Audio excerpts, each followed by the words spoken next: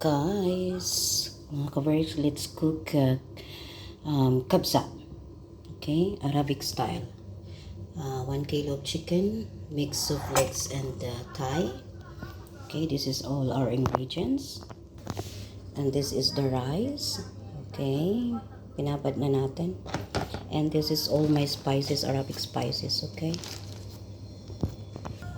so let's start now. Onion, garlic, and ginger. Here's my coffee and 3 pieces of chili only, a little bit of kick. And this one is I put it salt and vinegar to clean it, and then wash. So this is our spices. Here is our tomato, 2 pieces of tomato, and this one tomato paste, because 1 kilo. So I put all of this because of the rice. And yeah. So yan, ilagay na natin yung tomato and tomato paste. And next, the spices, Arabic spices. Okay, so all spices is here. Cumin, turmeric, salt, black pepper, and coriander powder, and paprika. Then I put the chicken. I clean already the chicken with the salt and vinegar and wash 3 times. Ito na. Palalambutin lang natin yan at mamaya aalisin natin yan dahil lalagyan natin ng tubig para sa bigas. So, kulo-kulo na yan. Palalambutin natin ang manok. Mamaya aalisin natin. Gusto ko kasi siyang i-fried after. Okay. Looks beautiful na, no? Kabsa, okay? Look, my spices here. Arabic spices. Let's check again. See, hanggang sa lumambot yung ating manok, maluto yung ating manok, at tatanggalin natin.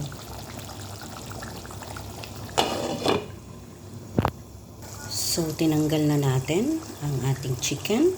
Here is the chicken. Then, ipa-fried natin to. Okay. And here, ilagay na natin yung kanin natin. Ito yung basmati rice na maliliit lang. Maliliit lang yung ano niya. Okay. So, looks like this. Lagyan natin ng 3 pieces of chili. Okay. Close the windows and the light. And we will start to fry the chicken. So here's the chicken. And quick fry only. So here is the fry. So toppings natin yan. Doon sa kanin. This is the secret. Malot basmati. Matagal maluto. So ganito gawin nyo. Ganyan, parang hilaw pa siya, di ba? So, mahina lang yung apoy ko. Here's all the chicken. Chicken legs and thigh. We have 3 more. Napuno ko dito. Napuno yung mahilaw ang kanin. So, nilagay ko dito yung iba. So, ito po yung konting chicken natin.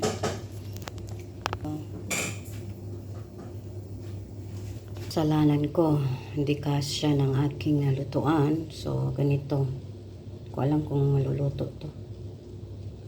Ayan o. Ang dami kong nilagay na bigas. So, ang nangyari po, ay ito kasing bigas na to ay ibang basmati. Matigas siya na bigas. So, tas dumami. Ayan, dito, dami-dami. Naway maluto siya talaga kasi parang hindi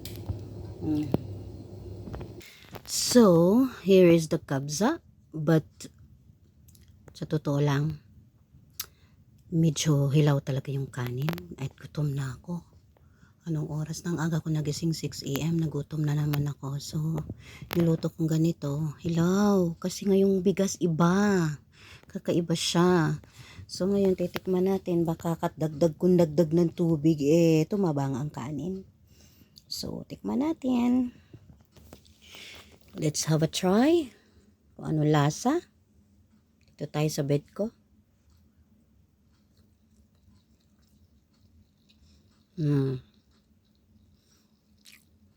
Tabang yung kanin.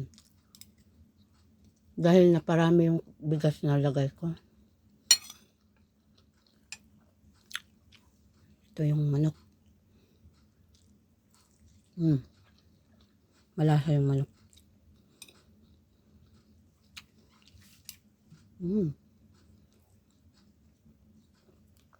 Matabang yung kanin. Kakadagdag ko ng tubig.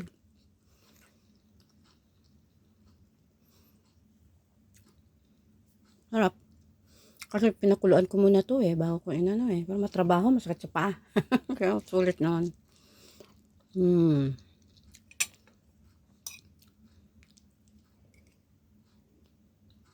Pero kung basmati rice to na yung iba, yung ginagamit ko talaga, masarap.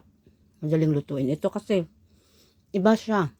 Ito yung na-order ko nung mali. Itong bigas na to, kailangan mo siyang lutuin ng maigi. Hindi tulad ng iba. So, nagkamali ako. Inubos ko pagluto lahat kanina, dumami. Kaya, hindi kinaya ng lalagyan ko. Parang hilaw-hilaw na, di ko maintindihan.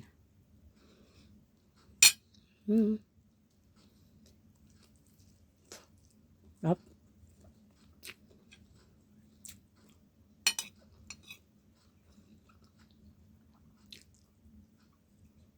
Bawit sa manok.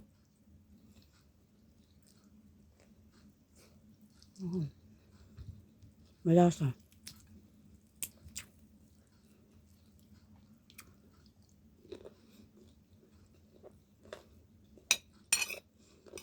Kanina yung kanin, pulang-pula gawa ng tomato paste. Nawala, kakadagdag ko ng tubig.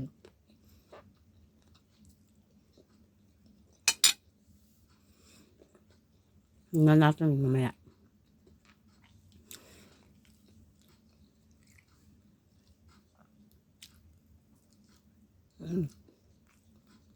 Gutom kasi ako. Wala. Mababa ako Agsete. Matabang yung kanin, mga kabarks. Nawala yung lasa. Kaloka. Talagang inano ko lang to